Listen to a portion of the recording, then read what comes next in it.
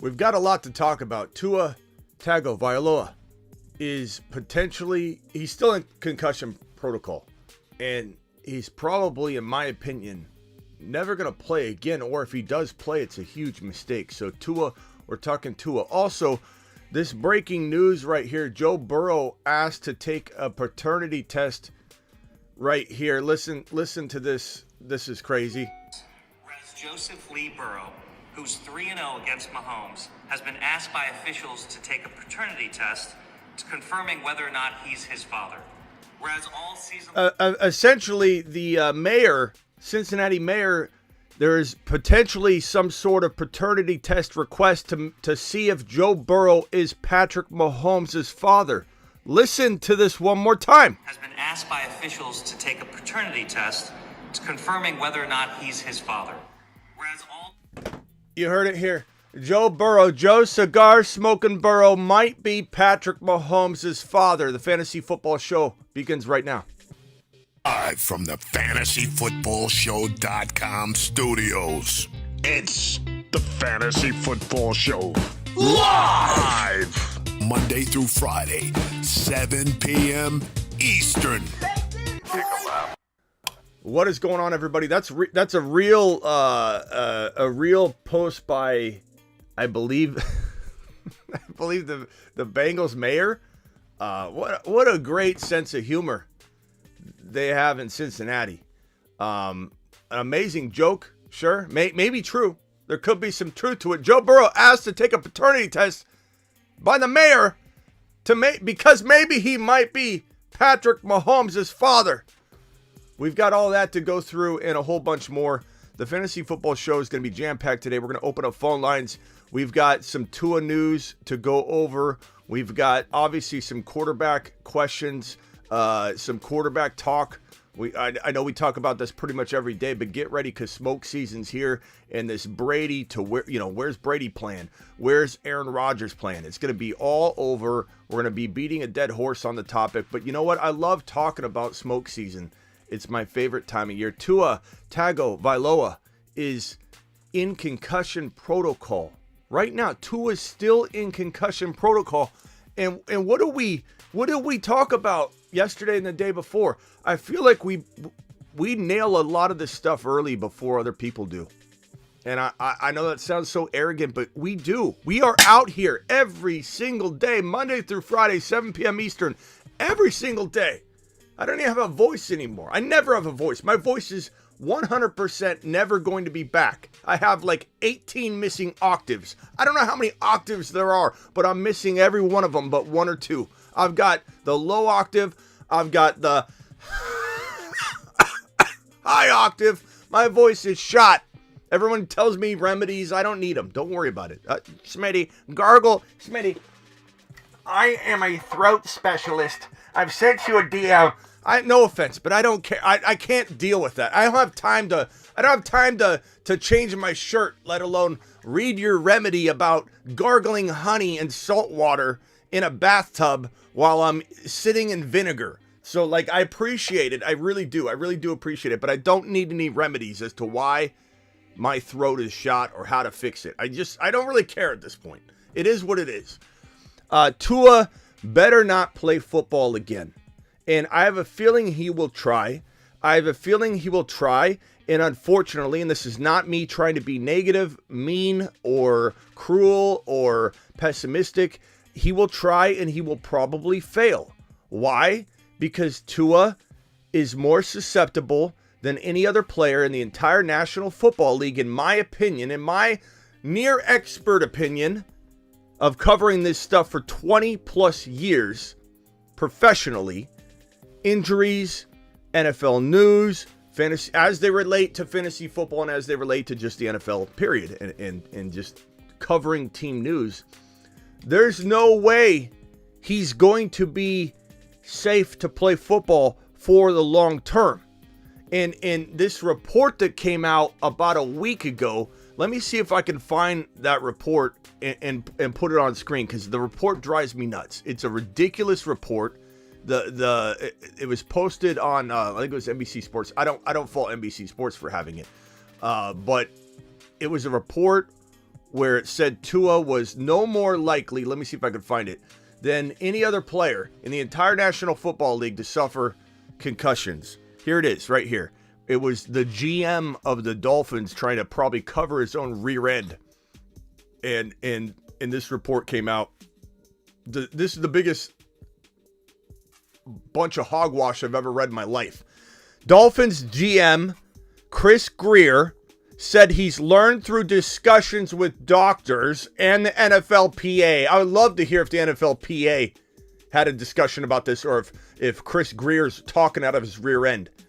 That Tua Tagovailoa is no more prone to concussions than any other player, which is absolutely cap. It's fake. It's fictitious. This is bizarro world. This is not real. This is not there. Anybody that knows anything about injuries and concussions knows this is 100% fake. It's garbage. It's garbage, and it's reckless to be suggesting this, because if he goes out there and suffers more concussions, which he will, then what are you doing? You're putting this out there as if you're condoning him coming back and approving him to come back because you say Tua can't suffer a concussion any more likely than another NFL player. It's absolute garbage. Why do you think players retire after multiple concussions? Kurt Warner, Steve Young, because they're more susceptible. This man went out there, suffered a concussion in the same game because the Dolphins and Miami Mike, who I talk him up as far as an offensive mastermind and all that, but it doesn't mean I'm not blaming him and the Dolphins and the NFL for a lot of what's going on with Tua right now, because we don't know. Tua may have been more susceptible to concussions, but he may not have been grossly susceptible, so much so that he can't play football ever again. If the team didn't see him get concussed on the field, when he literally got up, here he is, he gets up, and he's literally like floating in the air, wobbling, and his teammates have to grab him, and then he almost falls again. Clearly from a headshot. This wasn't his knees buckling. He didn't get hit in the knee, and he was hopping around going, oh. He got hit in the head. He stood up, almost fell down. His teammates grabbed him. He almost fell down again. They pulled him up, and they sent him back on the field. The Dolphins, the NFL, Miami Mike, they sent him back out on the field. And then the GM has the nerve to say that he's had discussions with doctors. Which doctors? Which doctors? Put a name out there. We want to know which doctor said Tua's less likely to suffer a concussion than any other player in the NFL. I want to know the doctor's name. I want to know which doctor thinks that Tua is less likely or as likely, no more likely than another NFL player to suffer a concussion. He's still in the protocol. Right now, over 1 month since his last concussion, he's still in the protocol. How can you say he's not more likely than any other player in the NFL to suffer a concussion when he's still in the protocol after 1 month? It makes me angry. And I highly doubt, the Burrow news, I highly doubt that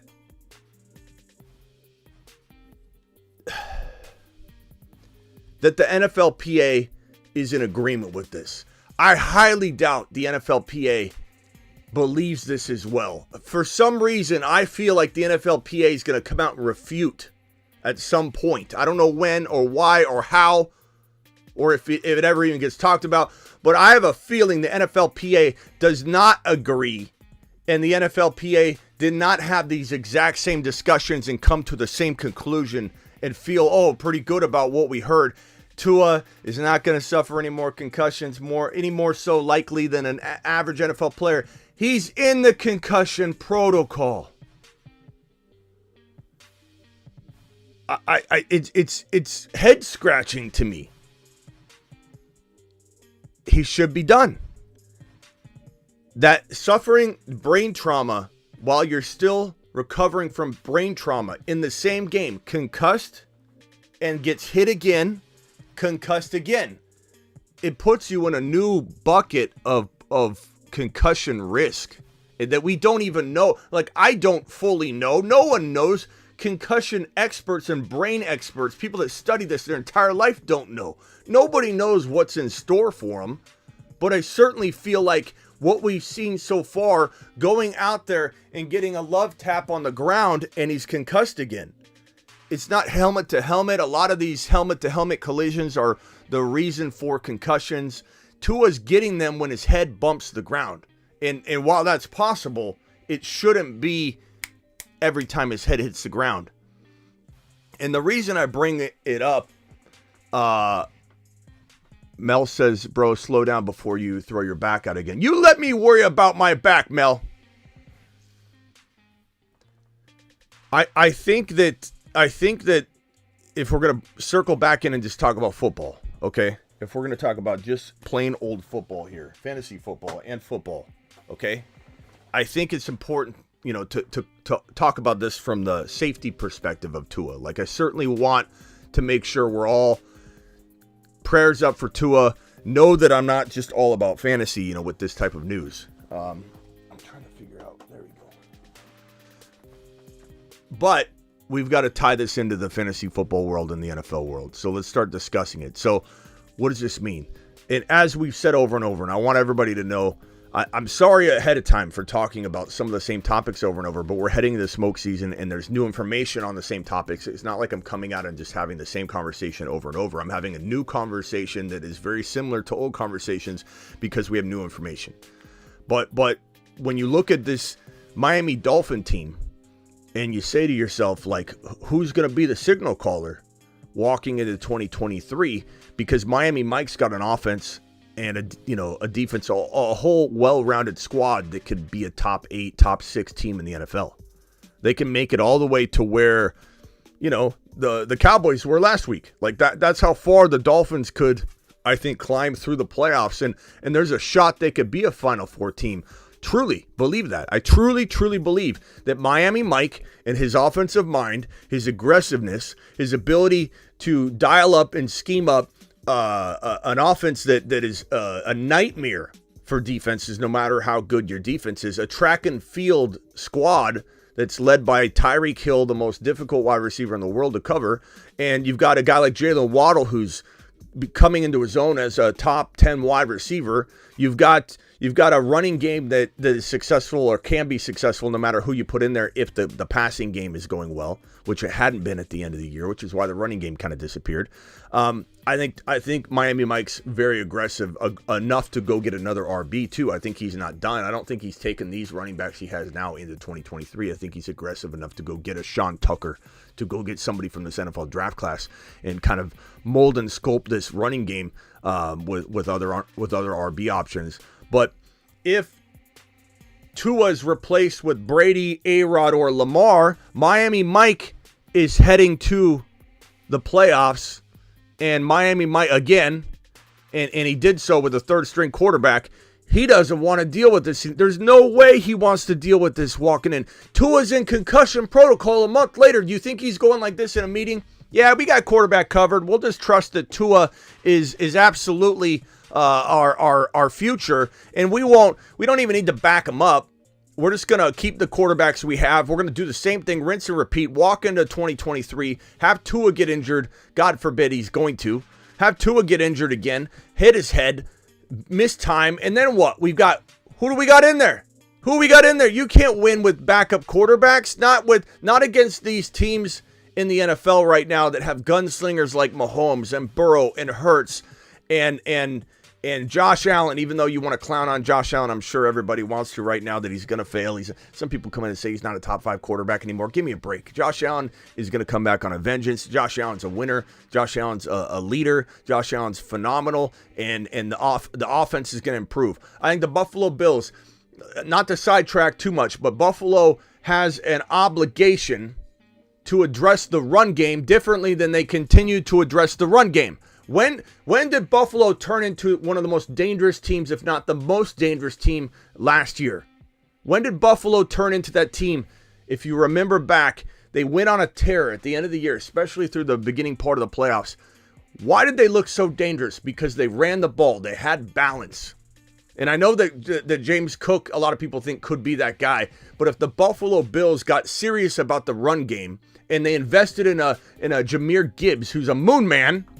The moon man, dropping loads in outer space. Or they invest in a Sean Tucker, who's a moon man, the most recent.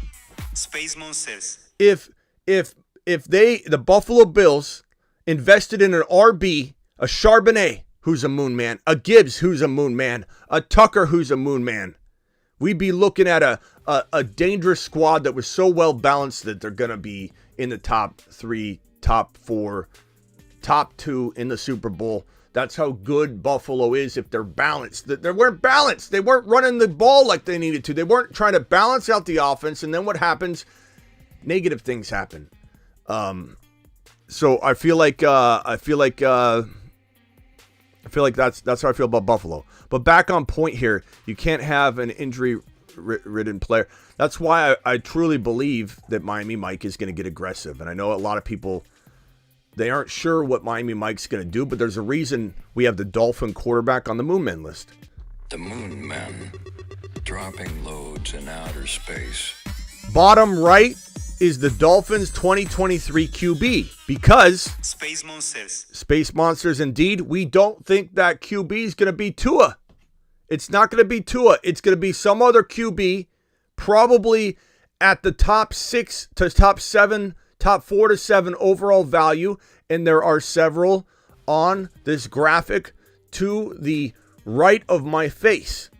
You have Aaron Rodgers. You have Tom Brady. You have Lamar Jackson, who, yes, needs to be tagged and traded, but it's very, very possible. He doesn't want to stay. He wants to go play with wide receivers. If there's ever going to be a location that Lamar Jackson wants to go to, it's the Miami Dolphins.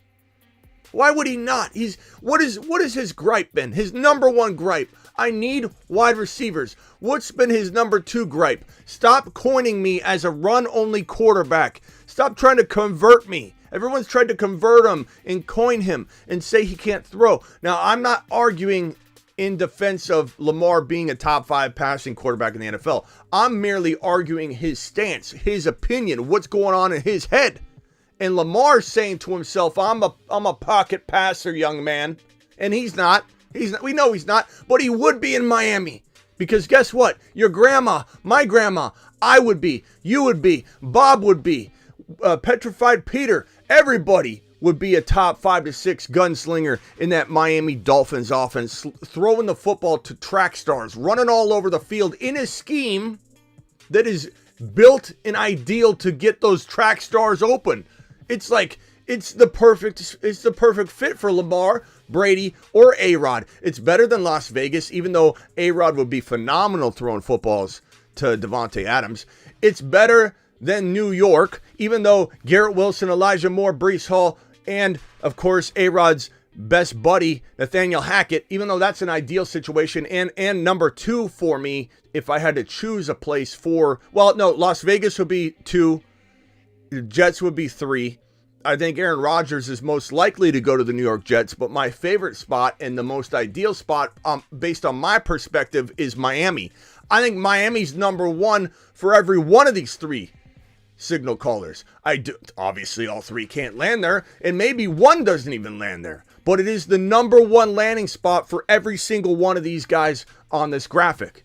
Every single one of them. It's the number 1 spot. If I was going to go out there and try and find a job, and I'm Aaron Rodgers, I'm Tom Brady, I'm Lamar Jackson, there's no more attractive place than a scheme, a player's coach, high-octane offense, Tyreek Hill, Jalen Waddle, and probably a much-improved running game because of the improved passing game. There's no better place. In Miami, every player wants to go to Miami. It's a good market. Lamar would have fun in Miami. Lamar would have a blast in Miami. Miami's perfect. Miami is perfect.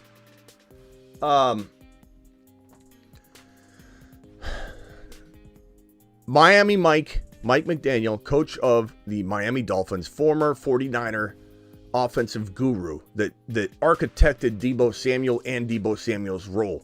The architecture he brought over to Miami, where he deployed such an amazing offense and scheme. Tua, who he made fun of because of inaccuracy, who he made fun of because Tyreek Hill called him better than Patrick Mahomes in terms of accuracy and some of the quarterback skill set that he says he has that Mahomes doesn't have. We all know that's a joke at the end of the day, but the bottom line is perception's reality. What's really going on? Tua's amazing in Miami because Miami's amazing.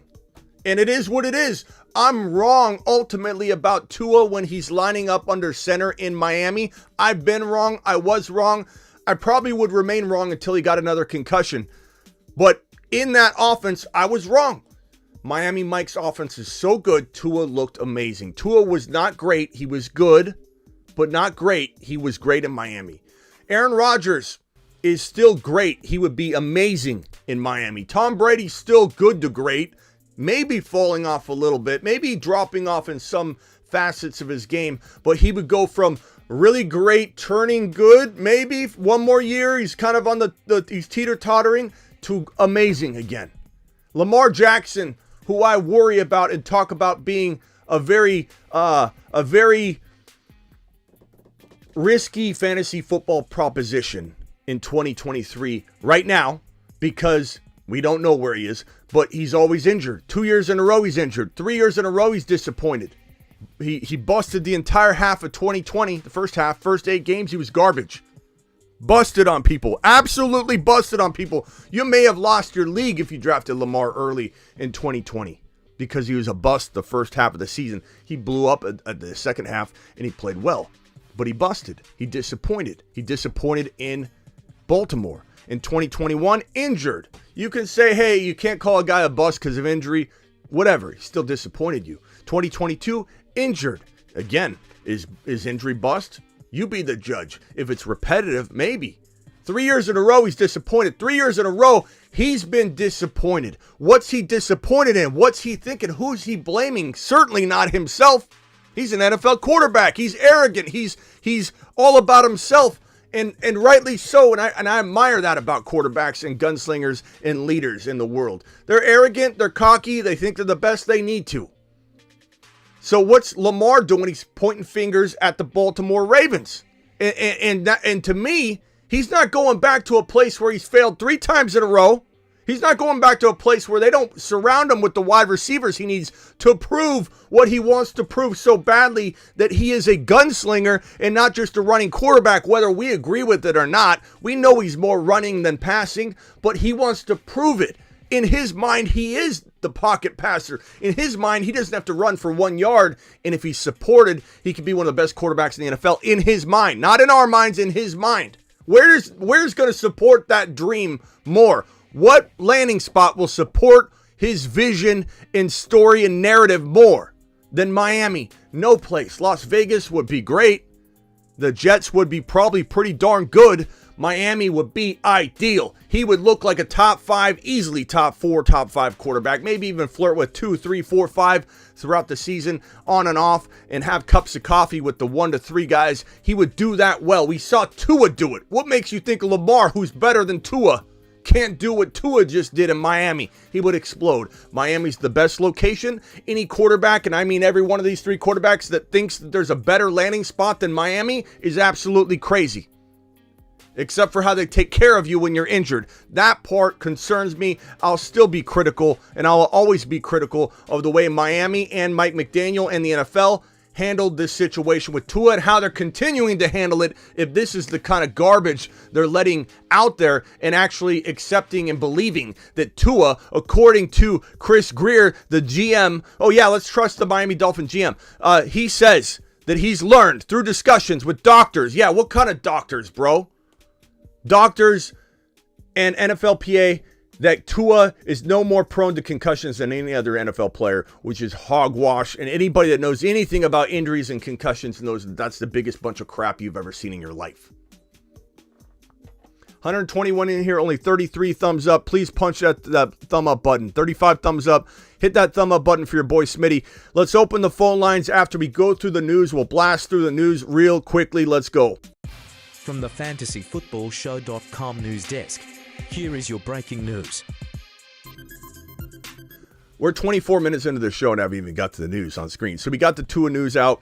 Here's the piece that says that Tua remains in concussion protocol and will not participate in Pro Bowl activities. Alarming. We knew it was the case, but it's alarming. It's shocking. This piece of news right here, Jordan Love. The Athletic is reporting that nobody should blame Jordan Love. This is an opinion piece, but it's a relevant piece of conversation I want to toss out, even though it's just somebody's opinion here. But the Athletic is saying that nobody should blame Jordan Love if he requests a trade if Aaron Rodgers stays. And that's true. But he's not staying because he's going to the New York Football Jets.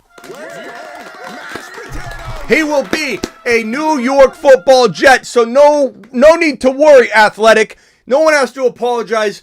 Jordan Love will be the quarterback of the Green Bay Packers. Hopefully he's the real deal for the sake of Christian Watson, who we think could be a top 10 wide receiver in the National Football League. The Moon Men, dropping loads in outer space. I give you Christian Watson right here. Top 10 extraordinaire. Even with Jordan Love. Space Monsters. Even with Jordan Love, he's been prepared, molded, sculpted by Aaron Rodgers to be the top 10 wide receiver that he's potentially ready to become. Without Aaron Rodgers, it wouldn't have been possible. But the fast track that Christian Watson was on, the fast track, the fact that this kid would make mistakes, learn, make mistakes, learn, be used running the football, running for, what was that touchdown run? Someone look up that touchdown. How long was that touchdown run this guy had? This guy is dynamic. I love him. Christian Watson, even with Jordan Love, I'm on board. If Aaron Rodgers returns, I'm even more on board. But I'm still on board even with Jordan Love.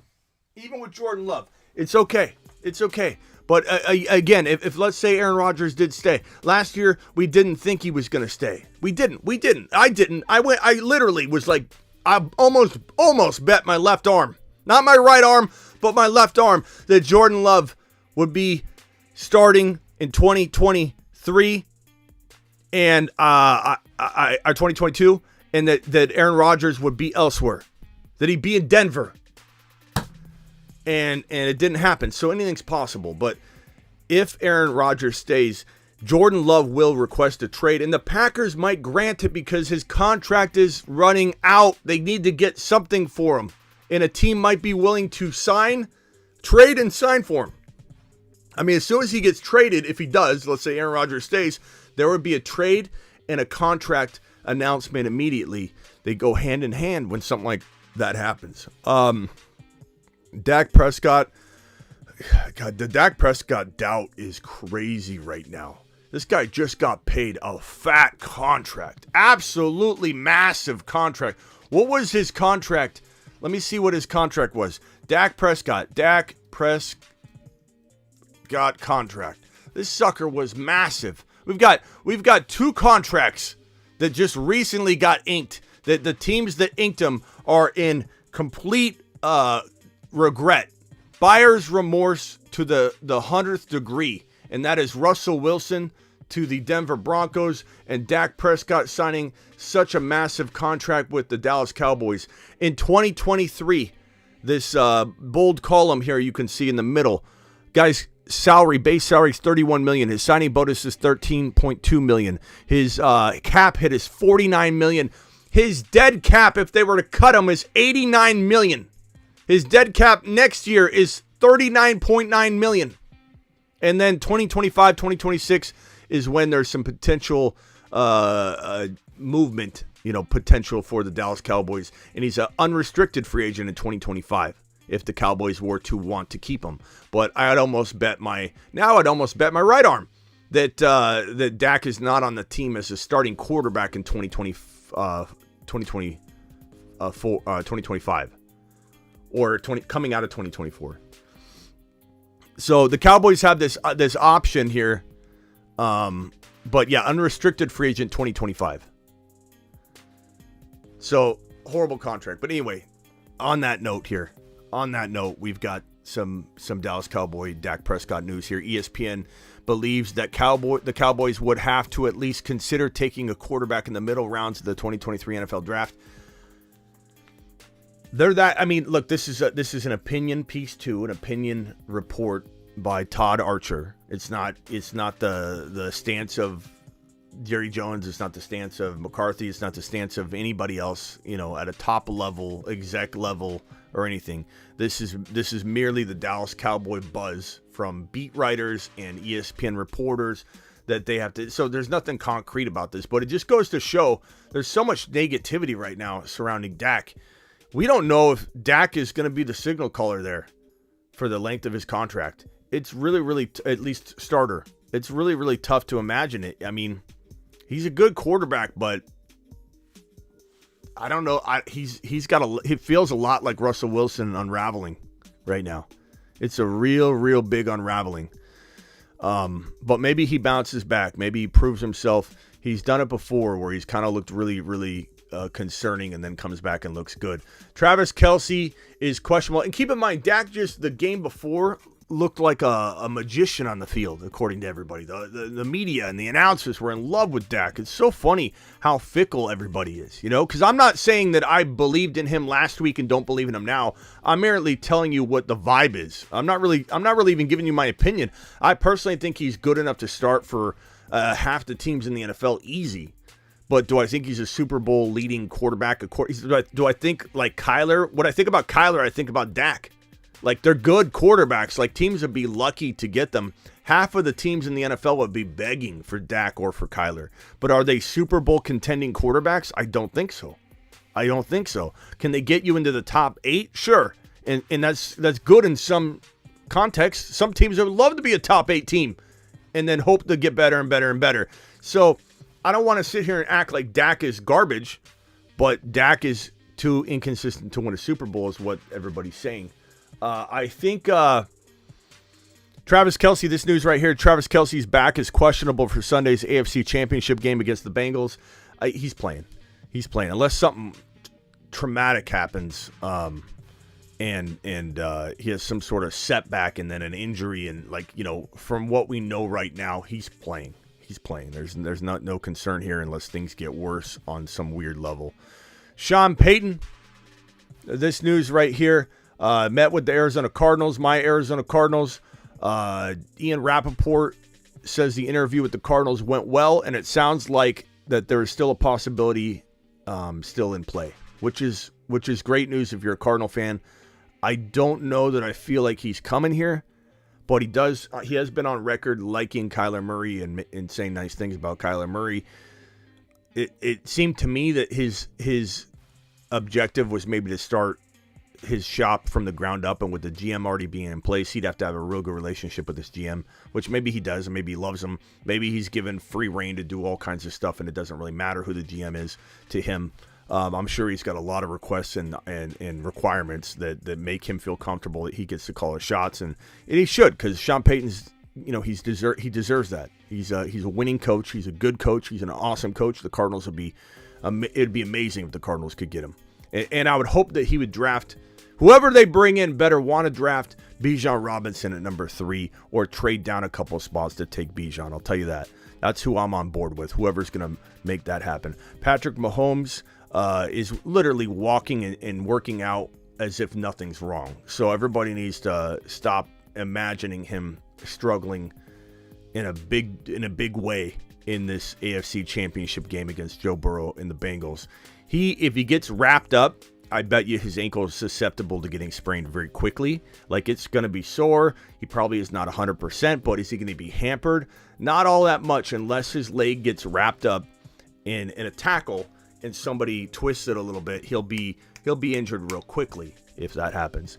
Thank you for those. I think I have a super chat here I got to get to. Thank you for the questions. And Vamp, I'm sorry about the delay on this. Vamp says, been super busy last few days, but here today. Happy Friday. Vampy, appreciate your super chat. I'm sorry I was delayed on that.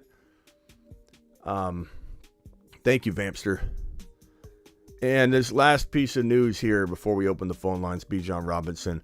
Mel Kiper had him as going to the Cowboys at 27.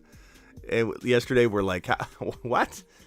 20? Well, it's 26, but if people are looking at it properly, it's actually 27. The Dolphins have a pick that's there for forfeiting. So technically speaking, it will be the 26 overall pick. But I think that it's easier to describe it this way to people, because then otherwise people don't know where that pick was, where it was slotted in.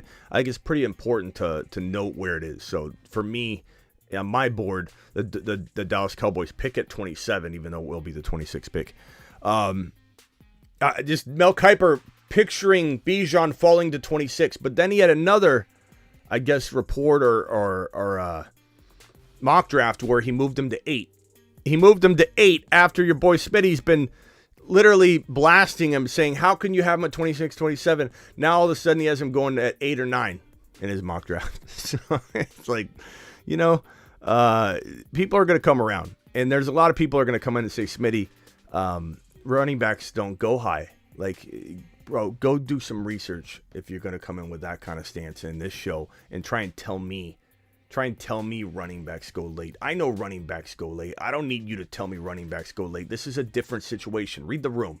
Everybody knows Bijan's an outlier, a one-off. He's going to go in the top 12. Then everybody else is going to go back to normal. Barely first-round material, probably more second and third round draft selections used on RBs. Everybody that's not named Bijan. Bijan's different. Get out of here with that. Running backs don't go early. Don't you know that? Smitty, can I get tracking on Grindhouse hoodie? DM me on Instagram, bro. DM me on Instagram. I'll have to see what's going on with that. Appreciate you. Or email me. Bijan to Atlanta rumors make sense. I know Atlanta Falcon, or more so Tyler Algier fans are going to be upset about that, but the Atlanta Falcons are most certainly going to consider Bijan Robinson, which is a shame because it takes a RB off the board instead of just putting Bijan somewhere where there's a vacancy. It actually takes a fantasy football running back off the board. John says to the Bears would be smart to take Bijan with Monty gone or testing free agency. We also want Khalil Herbert to get a shot, so that's a shame too. Similar to Tyler Algier getting removed from the fantasy football equation.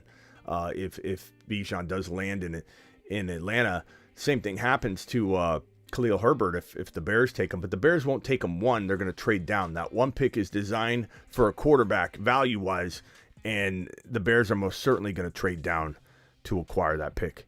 I think that's it for the news. Let's jump over to the phone lines. Appreciate everybody. Dial in. Call into the show. Call into the show. Dial in to the show. What's up, Mitch? Appreciate you being here. JT trying too hard. What's JT doing now? Bijan to Uranus, bro? Are you serious?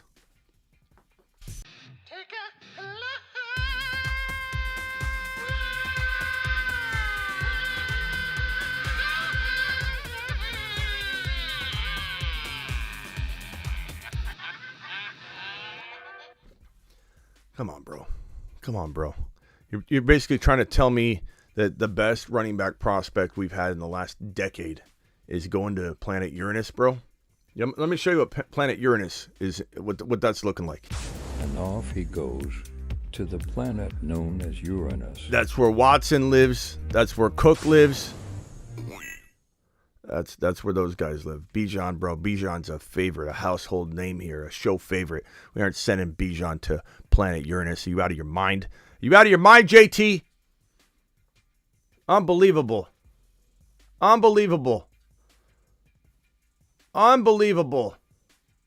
Rock out. Check your DM. Okay, rock out. Hold on. We'll do that 1 second, rock out. Dial into the show. What did I miss? Marty, bro, I can't summarize the entire show for you that's been going for 38 minutes. You out of here? Are you and JT, what's going on? JT, I could be your grandpa youngin'. Okay. Great. Thanks, Gramps. Watson. Watson for sure, Blake. You think Watson is not on planet Uranus? And off he goes to the planet known as Uranus. It's okay if you like him. I just call in and debate it, though. I mean, he's got upside. He's got talent, but we certainly didn't see what we wanted to a coming out of last year, right? So there's some reason to be concerned about Watson. Let's see here. By the way, Smitty, you said... Oh, this is what he's responding to. By the way, Smitty, you said you've been in fantasy longer than I've been alive. Not quite, homie. I played fantasy for over 25 years. I said you were in diapers. I didn't say you weren't born yet. I said you were in diapers, bro. I've been playing fantasy for over 25 years too, JT. You want to? Are we measuring here, JT? Are we measuring? But Watson likes being in Uranus. Look, Watson is on planet Uranus. And off he goes. That's where he's to staying. The planet known as Uranus.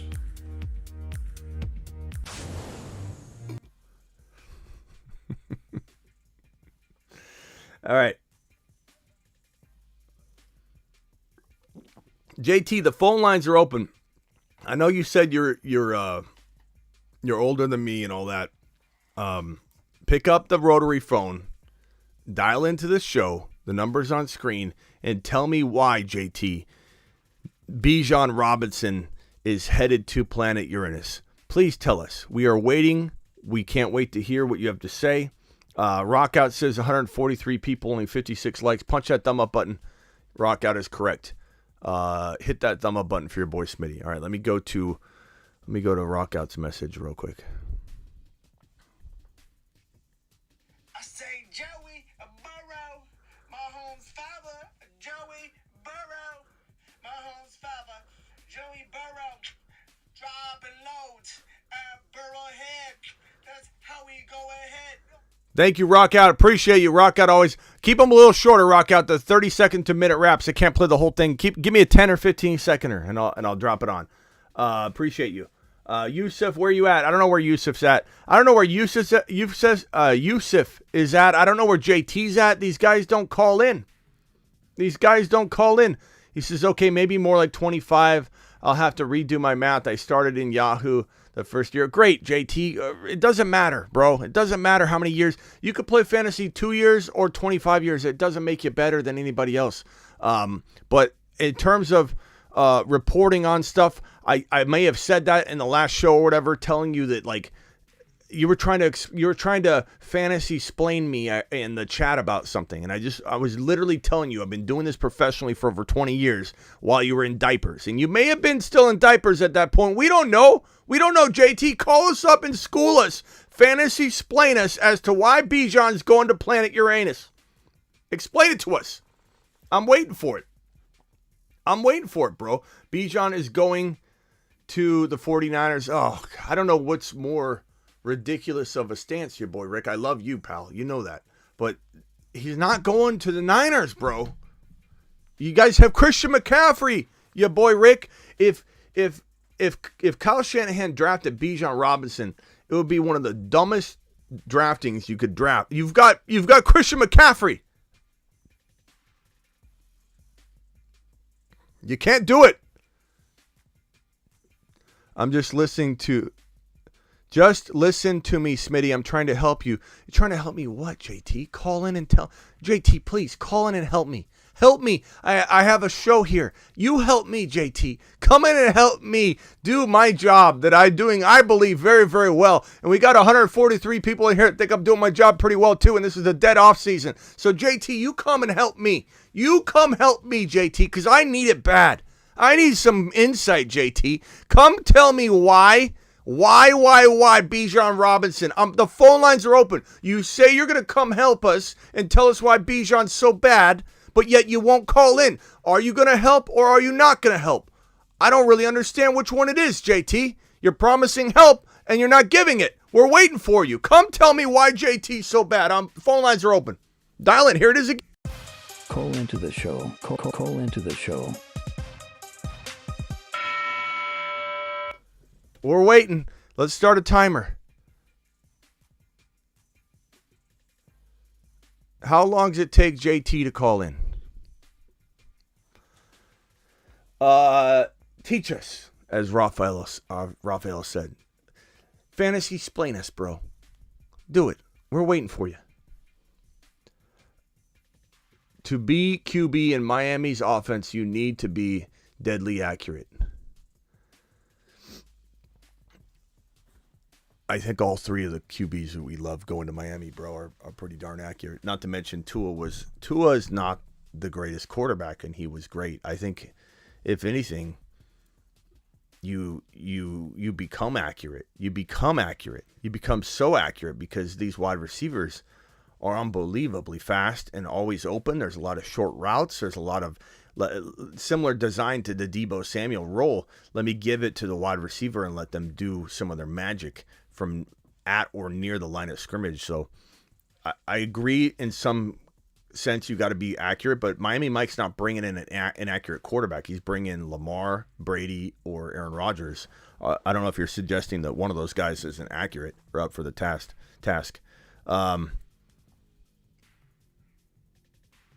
Yeah, JT's not calling. JT, how long is this timer going to go, bro?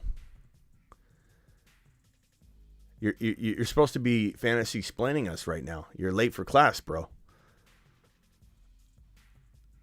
All right. Hopefully the phone lines are working. Let me activate this one more time. All right. Maybe it wasn't. Call into the show. Call into the show. There. No excuse. It's been reopened. It's there. Did we ever find out about the Joe Burrow video? No, we did not. Rumor is Brady is coming to San Francisco for Lance to sculpt Purdy. That's your rumor, you boy. I think if Purdy, it all depends on, first of all, let me tell you something about that rumor. If there is actually even a rumor other than you making it up, you boy. But there's nothing to this. Like 0%. Why? Because Shanahan wouldn't reveal it. It wouldn't be out there. There would be no way for anybody to know this information because they would not tell a single soul about it. Not to mention it's very dependent on how Purdy does in these next two games or next game. So if Purdy fails, then you bet your bottom dollar there's going to be conversations had. If Purdy wins the Super Bowl, they're not bringing anybody in. Hey, chat, I got a new...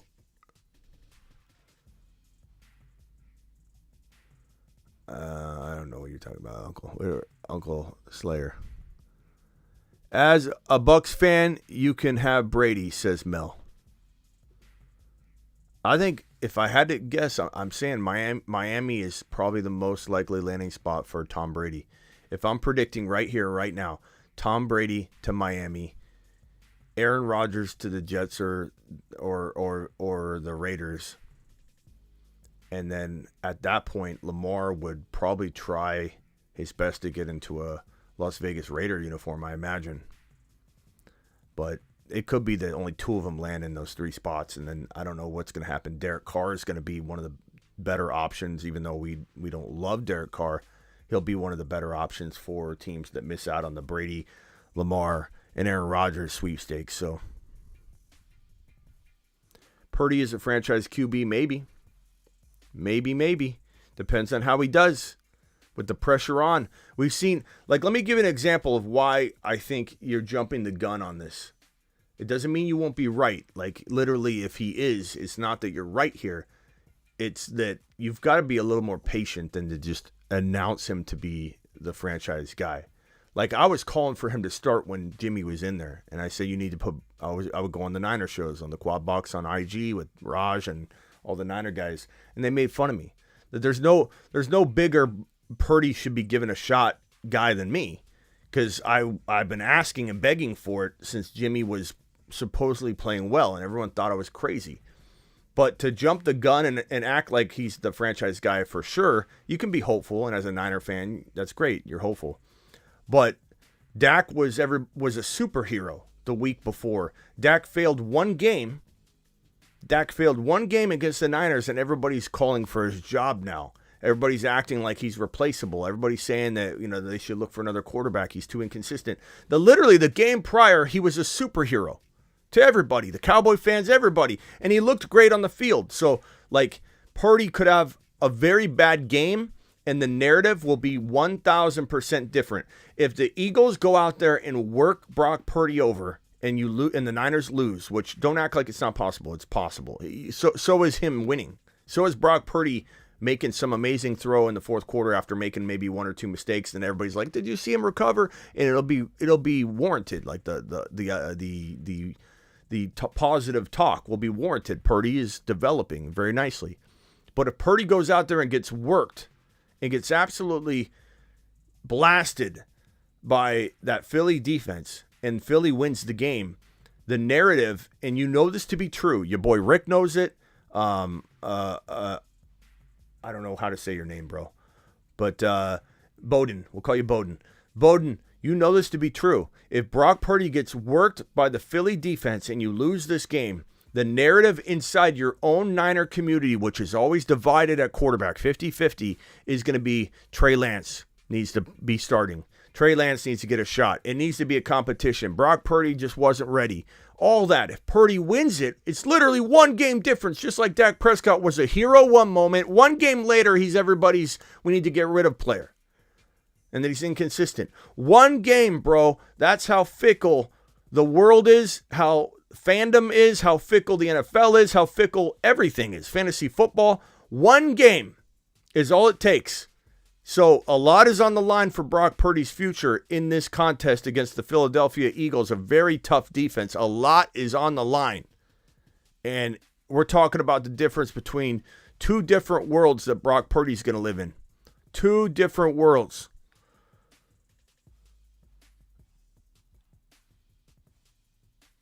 Yeah, JT just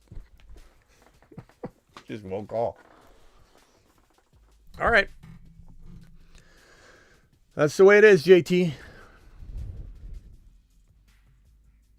Now I'm just going to ignore you because you say you're going to do something. You're going to come in and school us, and then you don't show up to class. So now, JT, until you call in, I'm not going to even acknowledge your existence. How's that? What are your top 10 fantasy running backs right now, Smitty? That is a tough one, bro. I can give you I have a video out on that. I mean, there's three videos I just spent a whole bunch of time on, produced, and they're sitting on my YouTube channel. Top 10 running backs for 2023, part 1, part 2, part 3, and you're basically asking me, which is fine. Go check those videos out, my guy. Go check those videos out. That's built for that question. I spent a ton of time on that. And I want you to see it because it's a topic you're interested in, so please go watch it. But, I mean, McCaffrey is number one walking into 2023. There's some concerns about breakdown at some point, but then it's like, you start getting into ranking or my projection. My projection is Bijan Robinson finishes as a number 2 or number 3 running back in 2023 redraft. Bijan Robinson finishes as the number 2, but do you draft him there? No, you don't draft him there. Logan, what's up? You're live. What up, Smitty? How you doing, man? I'm good, bro. What's up? No, I was just going to circle back to your the whole conversation about the Niners quarterback situation. Okay. So, I know personally, I'm a diehard Niner fan. Mm-hmm. I think Niners should trade Trey Lance for whatever they can get. Don't get greedy. I mean, I know you've had callers saying you're going to get a top 10 pick and blah, blah, blah. I mean, I'd be happy with a second or third round pick.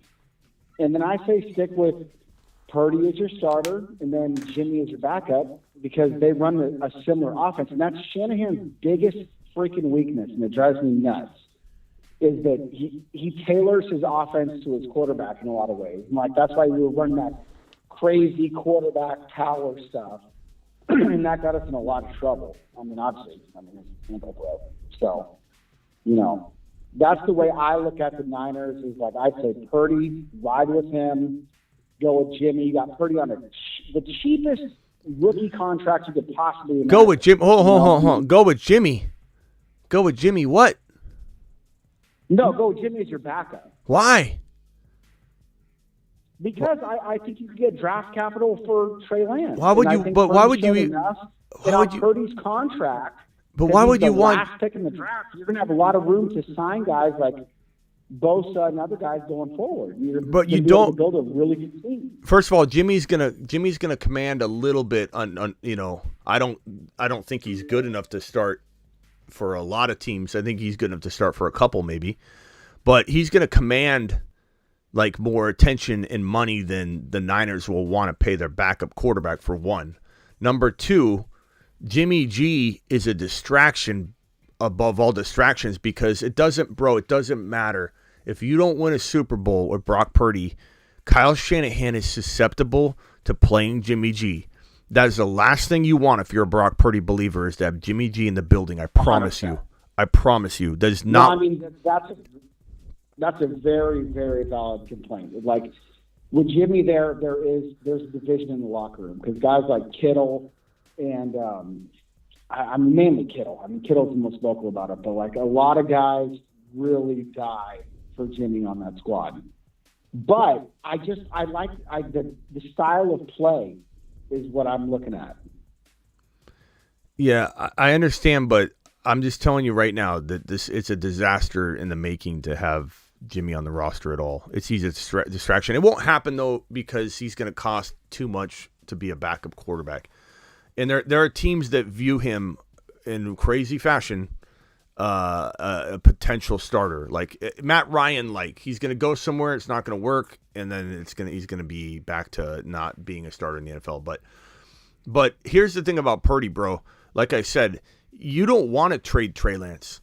Like, what are you going to get for a second round pick? Who cares, bro? Like, to have Purdy and Trey, you have security you've never had before, and Trey was good enough in everyone's mind to start the season. So if he needs to come in as the backup, let's say, that's a phenomenal position to be in the one position that's been a crutch for you as a Niner fan, bro. Why on earth would you want to just have Purdy when Shanahan's so much putting his quarterbacks in a vulnerable spot and likely to get Purdy hurt? Like, you want to have two quarterbacks that are arguable top 10 quarterbacks in the NFL in this system. I'm not saying they're for sure both going to be outside, but in this system, Trey and Purdy would both potentially be borderline top 10 quarterbacks. Why give that up for a second rounder? Number two, Shanahan won't surrender Trey Lance for anything less than a first rounder and some. There's no way. He gave up so much to get him 1 year. There's no way after 2 years and really no chance of even proving it, he would surrender. Let's just call it a 2024 first rounder or whatever. And it's hard to imagine a team, as most teams didn't even view him as a top 15 overall pick when the Niners reached up and took him really, really high. Teams are going to be less likely to view him as a first round, like, value-wise player when he's injured, on top of already not being in their mind a top 10, top 15 quarterback. So there's just, I don't think moving Trey is going to be realistic. And number two is it's not smart. But Shanahan, no matter what you think about no matter what you think about Brock Purdy, I can promise you Shanahan is capable of disappointing you. And you don't want Jimmy on that roster to potentially be. Trust me, I know Shanahan can disappoint me 100%. One of my critiques with you, and I mean, I love Smitty, but you blame a lot of like the roster decisions of the Niners on Shanahan. I mean, he's not the GM, my man. He doesn't make the picks. He hired the GM, bro. He hired the GM, bro. He makes. But he did. No, you're right. 100% you're right. But that doesn't mean he's making all the picks. I mean, he might very well be. But my biggest complaint with Shanahan is that when he pulls out a quarterback like Jimmy, whether it be to injury or they're plugging in somebody else, like it was with Trey, the whole offense changes. Like he's a great schemer when he has a quarterback that runs his scheme. But Trey is like outside of what he's ever done with Matt Ryan, with Purdy, with Garoppolo. It's like a completely different aspect. And it's like it gets inside his head. And he tries to like overthink things and make it into something that it's not. And that's why you see that crazy quarterback power up the gut, and then All right. you lose your Well, quarterback. I hear you. That's where I go. I hear you. We You know what I mean? agree to disagree. I think getting rid of Trey would be a disastrous scenario for a team that has been struggling to get consistency at quarterback with a coach that I believe gets his quarterbacks hurt and his players hurt because of his scheme and aggressiveness, which partly is why.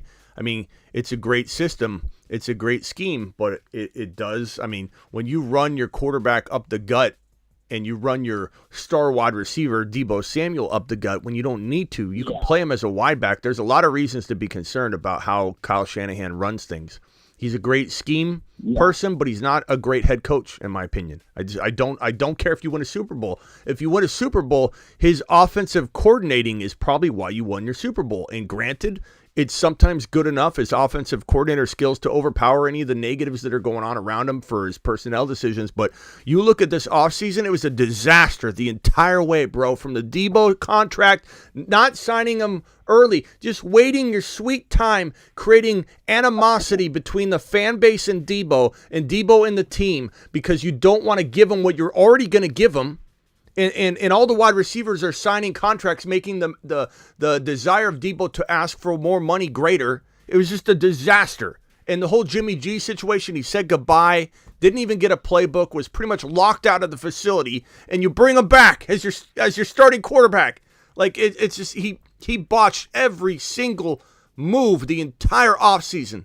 But again, was it him or was it John Lynch? He's the head coach, man. He's the head coach, and ultimately he makes the majority of the shots, the calls.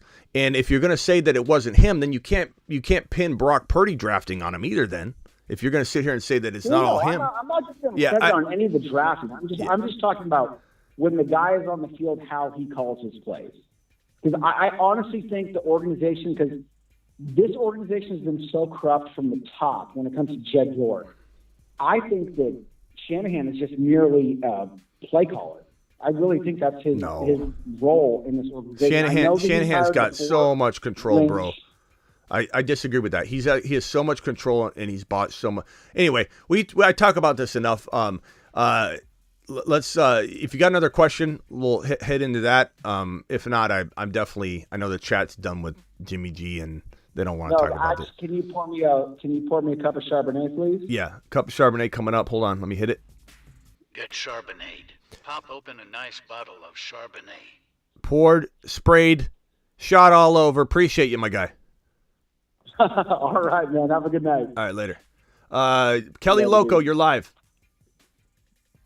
Hey, Smitty, how you doing? What's up, man? I meant to call in yesterday about the Hatchet job. I'm worried about it. I have to admit, unless they get Rodgers, big mistake. I understand why Hatchet wanted to get, hired again real quick to get the bad, funk off of him, bad taste off his name and everything. But Jets, I think the Jets coach is risking his job. If they don't get Rodgers, big mistake. Yeah, I mean, Hackett was, like I said, man, when I saw the news, expletives came out of my mouth. I was very, very shocked. I don't like it. Like, I'd rather it not be. I don't care if it lures Rodgers in or not. I'd rather not have Hackett involved in this offense at all. But like I said, as I digested it a little bit, if Aaron Rodgers does head over to New York and become the signal caller for the Jets, then I'm not worried at all, because we've seen Hackett and Rodgers produce top 10 offenses, top 6 offenses, it's Aaron Rodgers' show. There's no way Hackett's going to hold back Aaron Rodgers from doing great things. So it's a concern if Aaron Rodgers does not end up in New York. And I think the Denver Broncos brought Hackett in to lure in Aaron Rodgers. I truly believe that was the initial reason they did that. It was like the gravy. But for the Jets to say out of all of the options, this was the best option, he's the worst offensive coordinator option in the entire National Football League. It has everything to do with Aaron Rodgers. If Aaron Rodgers doesn't land in New York, they should fire Hackett immediately. They should just immediately say, that didn't work. Hackett, you're fired. But they won't. They won't. And we'll have a lot of concern. A lot of concern. It's not something I'm excited about. That's for sure. But if Aaron Rodgers comes, I'm gonna ignore it. And I don't think that's reckless of me to ignore it and just say this is an obvious problem. We need to remember I told you guys that one thing I want to work on this year personally is trying to take in the situation a little bit more and make sure that I'm valuing that against the predictions and the upside and all that. So this is one of those tests really where we're like, do we allow ourselves to overlook Hackett and the impact he could have negatively because we so much love Garrett Wilson and Breece Hall? Are we going to be oblivious to this and later on say we should have known better? I don't know. I'm still looking into that. Let's take it moment by moment. If Aaron Rodgers lands in Green Bay, or I'm sorry, in New York, no problems for me. But if they botch it and they end up bringing Derek Carr in or lesser player, or they go with Zach Wilson, then we have a real discussion about being honest with ourselves about Breece Hall and Garrett Wilson. Yeah, and I just think it was too quick, unless they knew for sure that's what he's going to do. I think Rodgers probably going to stay where he's at. Now he's got Christian Watson. He finally got those guys kind of coached up. He might just stay. I don't think so. Anything's possible, Kelly. But based on the conversation Aaron Rodgers has had with like Pat McAfee and the conversations or the way he's talked about it, it all points to like he's throwing dig after dig at the Packers, saying, I don't want to be a part of a rebuild, and then the question is posed, well, are the Packers rebuilding? And then he says, well, some teams feel like they're not rebuilding, but they can't admit that they're rebuilding. And some teams have their foot in the door of a rebuild and their foot out the door to try and still hang on and compete while they're rebuilding in a way, and he doesn't want to be a part of that. He wants to be part of, he said, I like the idea of an injection of talent, going after like a reload type of team where you reload talent, you go after one or two more Super Bowls. He loves that idea, but he does not want to be a part of a rebuild. And the Packers are talking about, or what we're hearing, the rumors that Aaron Jones could be released. He saves the team like 10 to 13 million if they release him. They're getting rid of, I think, all the old dogs that Aaron Rodgers loves, like Lazard and Cobb. And so Rodgers wants nothing to do with that. And the way he keeps talking about it, now you could be right. I felt the same way last offseason, and he returned. So he could change directions really quickly. But my vibe right now that I'm picking up is that he wants out, and he wants to go somewhere to do what Tom Brady did, win a Super Bowl somewhere else, and just kind of,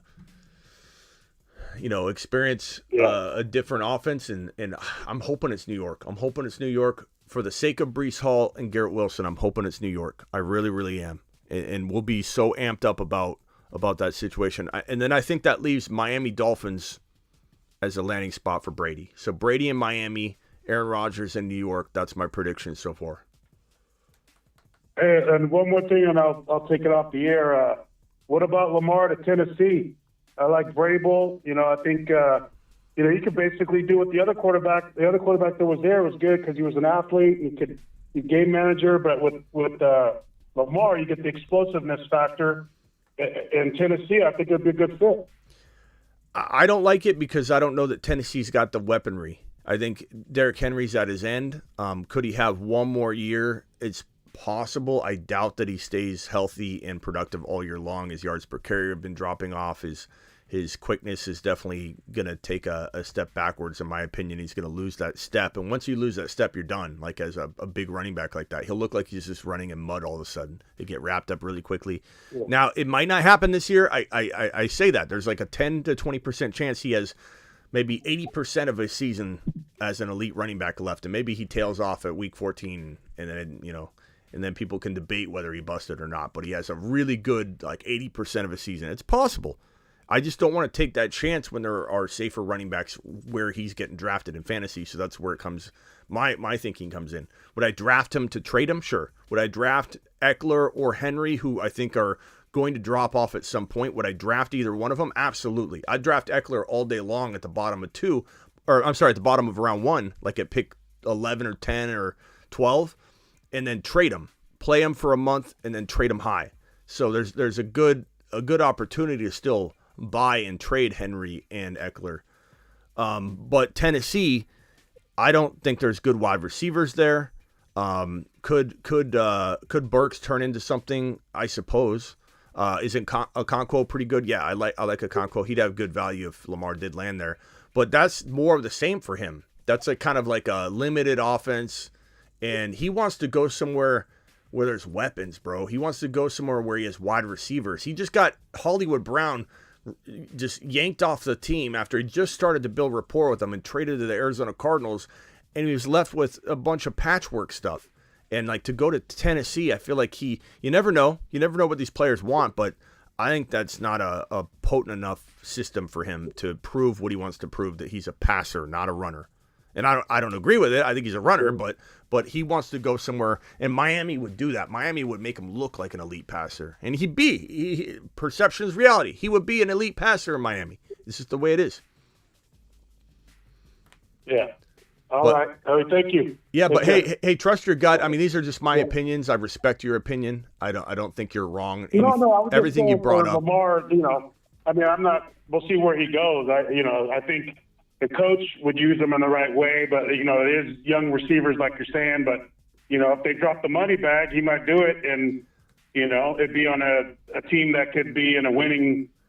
So they have a weak division, one thing, but you still got to go against Burrow and everybody else in the AFC. It's tougher, but he's already been doing that. Maybe it's, I don't know where he's at, if he wants to make the money or he wants to win. That's the other. Yeah, I mean, I'm in agreement with D-Town. I think he goes to Miami as MVP type stuff. I think Miles brings up a good location in theory, Seattle. Like you first think, oh, who wants to go to Seattle? And that's the problem. I don't know that players want to play in Seattle. Maybe they will. But Pete Carroll's a great coach. Geno Smith became a really good player when he's not a really good player, similar to Miami Mike turning Tua into a superstar, even though Tua is not a superstar. So Pete Carroll, Miami Mike, both very, very good head coaches. And personnel-wise, Lamar to DK, Lamar to Lockett, you got Kenneth Walker. I mean, it's a pretty darn good landing spot personnel-wise. It doesn't feel like the location a lot of quarterbacks want to run to, though, for whatever reason. Probably because of Seattle, the city. I don't know, but give me what? I'm sorry, but I like Seattle, but I think they're going to stick with Geno and maybe get a kid.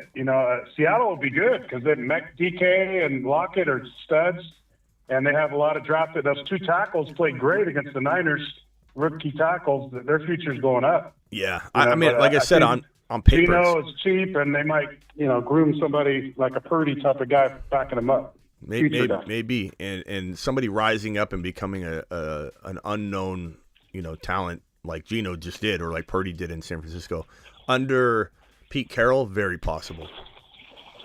All right, my guy, appreciate you, Kelly Loco. All right, thank you. Later. All right, my people, we are done. This is wraps on the Friday episode of the Fantasy Football Show. Your boy Smitty is live Monday through Friday, 7 p.m. Eastern. On live Tuesday, Thursday, Friday, which is tonight, and Saturday at midnight. So I'll see you all probably. These are almost locked in, but like every once in a while, I might not go live on a Friday or Saturday or whatever. But for the most part, I do, and I usually throw in like a Monday randomly. But I'm live Tuesday, Thursday, Friday, Saturday at midnight. So tonight at midnight. I'm live Monday through Friday at 7 p.m., which is this show right here, the Friday 7 p.m. show. And I'm live whenever news breaks. So appreciate you all being here.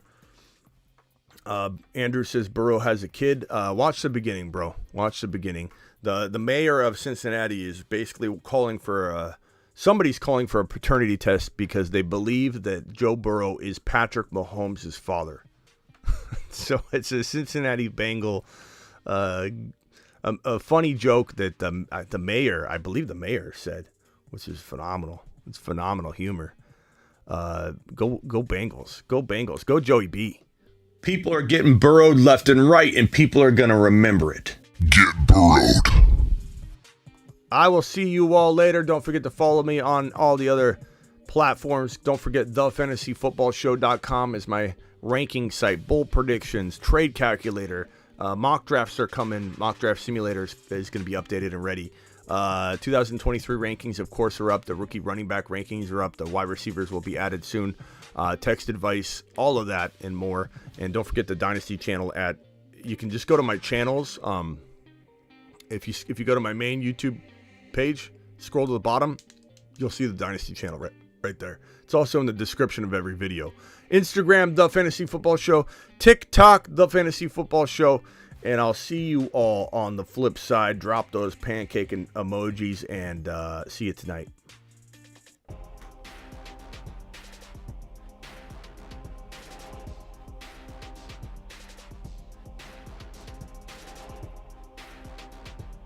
Yeah, merch is in. If you go to my YouTube channel and click on store on the tabs on my main YouTube, just go to my main YouTube homepage and there'll be a store tab. Just click store. You can get some merch. Appreciate you getting your merch. Thank you, Marty. Appreciate you. Later, Joe. I don't know if Ron Navy's in here. Later, Ron Navy. Later, Terry Roberts. What's up, Travis? Mitch in the house.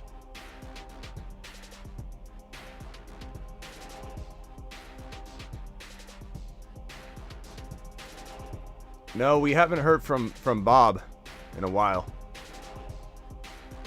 K-Key, I'm going to get in touch with you about winning the Cooper Cup League. I believe you're going to be getting a helmet soon. An autograph helmet, K-Key. Appreciate you. K-Key's so patient. I've been ridiculous about finding out if it's for sure. Did anybody confirm? K-Key, you confirm it or not, or what? I know you said you thought it was true, but I wanted to make sure that there was no playoff weeks not added to the totals. Vamp in the house. K-Key, email me. Slater. Andrew. Travis. What about Roger? What about Roger? Terry Roberts. Is Ron in here? Smitty should have done a rant music before that. His rant music. That's true, Ron.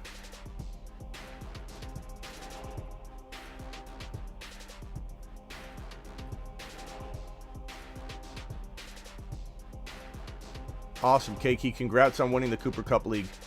Later, Mike. Peace out, everybody. Kenneth Skywalker.